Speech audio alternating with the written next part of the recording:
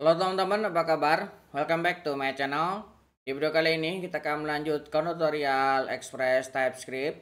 Di video sebelumnya kita sudah menambahkan validasi JWT token untuk akses ke data barang kita. Kali ini kita akan menambahkan config untuk Sline supaya TypeScript kita lebih strong ya. Sebelumnya kita menggunakan any. Nah, kita akan mengeliminasi untuk any supaya selalu menggunakan type tertentu ya. Kemudian juga kita mendapatkan error ketika project kita dibuka dengan menggunakan text editor lain seperti Neovim. Nah, misalkan ini contohnya ya, saya membuka project kita sebelumnya dengan menggunakan Neovim. Nah, kemudian saya akan masuk ke src, saya buka bagian index.ts. Nah, teman-teman bisa lihat, nah dia error ya. Jadi ini tidak valid. Kita akan memperbaiki ini dan juga kita akan membuat project kita lebih strong. Oke. Silakan teman-teman buka lagi project yang sebelumnya sudah kita kerjakan. Kita akan buka lagi Sline RC-nya ya, bagian ini. Kita akan mengganti bagian extend ini dengan beberapa config ya. Kita akan ganti. Nah, kita ganti bagian ini dengan menggunakan recommend. Jadi kita tadinya menggunakan hanya standar, kita menggunakan rekomendasinya. TypeScript parsernya kita akan geser ya. Yang tadinya ini di bawah, kita geser ke sini. Jadi supaya dia terbaca. Kemudian di sini tetap menggunakan lattice, kemudian modul dan yang lainnya masih sama. Kita akan save. Teman-teman bisa coba buka lagi. Kita buka bagian indeksnya.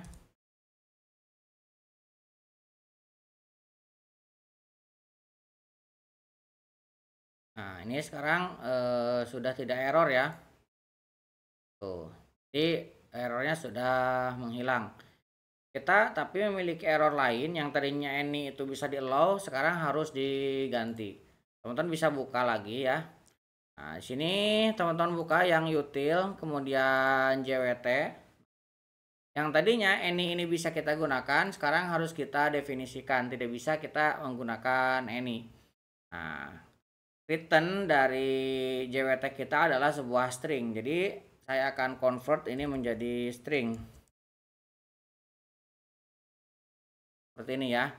Kemudian yang ini juga kita akan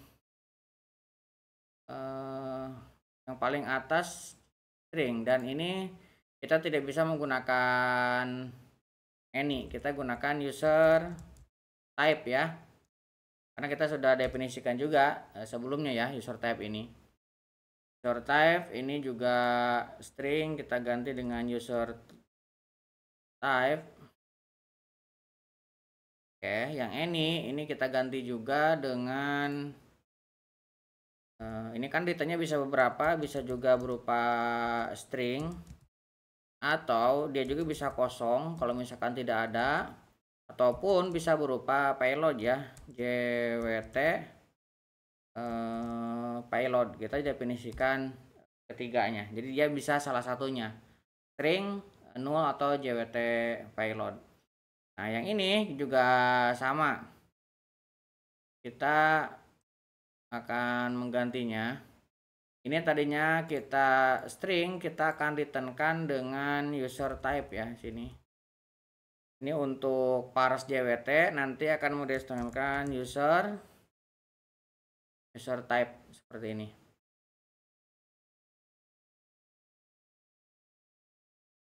String. Nah, yang ini kita ganti dengan string JWT payload. Oke ya. Ini kita close. Kita juga harus menambahkan di service. Service kita ubah yang user service. Ini juga sama, ini harus kita update semua ya. Ini kita akan ganti dengan user type. User type seperti ini. Dan yang ini juga kita akan ganti dengan user type atau juga null kalau misalkan tidak terdefinisi ya. Jadi dia bisa user type atau null isinya. Oke, ini sudah. Kita sekarang buka yang barang service. Nah, barang service kita harus ubah. Sebelumnya kan kita menggunakan any semua nih. Kita akan ganti dengan barang service. Barang type. Barang type-nya kita definisikan sebagai array. Nah, ini juga bisa berupa null returnnya ya. Kan hanya nah, ini ada error. Berarti di bagian type kita ini ada yang tidak sama. Nah, harga ini kan tipenya number. Sementara di skema kita ini tipenya desimal. Jadi ini harus kita ubah ya. Tadinya number, harganya kita akan ganti dengan desimal. Nah, desimal ini dimiliki oleh Prisma Library. Kita bisa gunakan ini. Oke, ini kita close, ini juga kita close. Nah, tadinya ini error, sekarang sudah tidak ya. Kemudian ini untuk get by ID juga kita gunakan barang type atau null. Oke, kemudian insert barang. Ini returnnya barang type. Kemudian ini update barang juga returnnya barang type ya. Ini kemudian delete juga sama barang type. Nah, ini untuk service ya, sudah. Nah, kita harus memperbaiki juga untuk controllernya. User controller ini banyak banget any-nya. Ya, user controller kita akan coba perbaiki dari yang paling atas dulu ya. Untuk register. Nah, register tadinya any kita akan ubah menjadi respond atau undefinite, karena bisa saja dia undefinite. Nah, ini kita ganti dengan unknown. Nah, karena unknown maka kita harus mengconvert dulu ini dari string. Nah, errornya kita akan as error, baru kita akan ambil ini ya. Jadi kita convert dulu supaya dapat. Setelah dapat kita ambil message-nya. Oke, ini juga sama, kita akan convert menjadi respond dan juga undefinite. Kemudian ini tadinya ID menjadi user ID. Nah, ini ya, kita kayaknya tidak perlu menggunakan ini. Kita akan menggunakan bawaannya dia, tapi passwordnya kita akan ubah. User dot passwordnya kita akan ganti dengan xxx saja ya, supaya dia tidak terdeteksi. Dan ini kita ganti dengan user, karena tipenya tadi kita sudah ubah ya, bukan any lagi. Kita ganti user, ini juga user.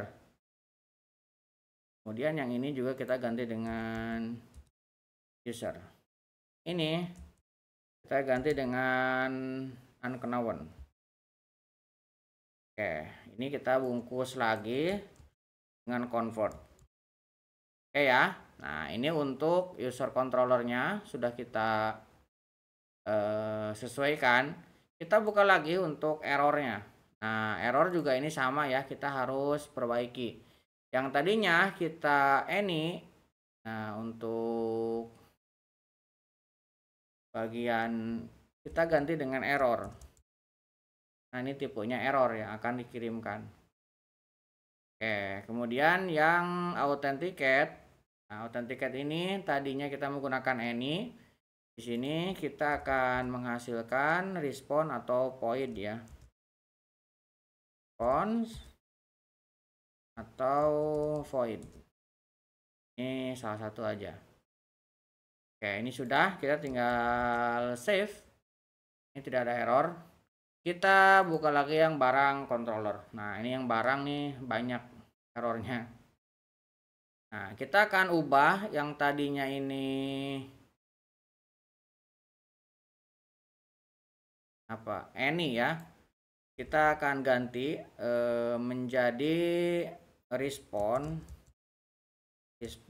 atau undefinite seperti ini ya. Kemudian catch-nya kita unknown. Bagian errornya kita akan ganti dengan string, sama ya, yang lain juga sama. Kita akan ganti dengan respon, kemudian undefinite, kemudian unknown, dan ini kita convert. Ini juga sama ya, respon atau definite. Now ini errornya kita convert. Ini juga sama ya, respon, definite, ini unknown, nya kita convert. Ini juga sama, respon, definite, now ini juga kita convert. Oke, ini sudah. Kalau ini sudah, harusnya ke route-nya jadi error ya. Kita lihat barang route. Nah, ini sudah tidak perlu kita gunakan untuk asynchronous handlernya ya, karena sudah kita ubah, sudah tidak asinkronus lagi. Ini bisa kita hilangkan asynchronous handlernya.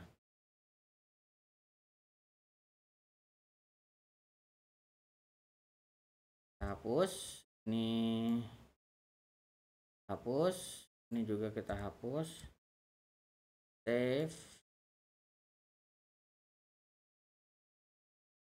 Oke, ini sudah tidak dipakai, teman-teman bisa hapus. Oke ya. Kemudian kita buka yang route juga, ini juga sama ya. Kita akan hilangkan. Ini kita hilangkan juga. Kita save. Nah, ini sudah tidak error. Sekarang kita akan coba untuk mengeceknya. Kita akan coba menggunakan pengecekan ya. Pertama kita gunakan yarn format. Kita format dulu.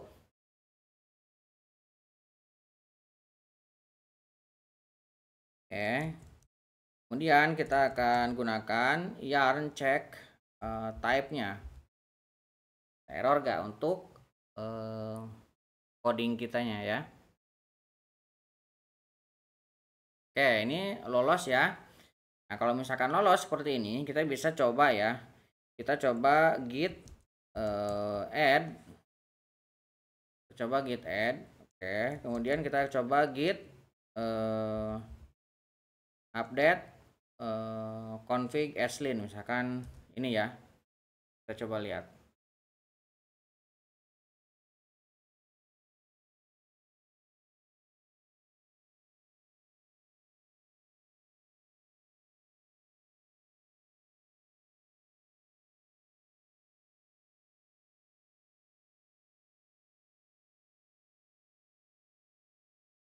Oke, ini lolos ya. Berarti coding kita sudah lolos dari linternya, sudah aman ya. Sekarang kita akan coba menggunakan yarn dep. Coba ya, secara aktual ini jalan ataupun tidak, atau ada error.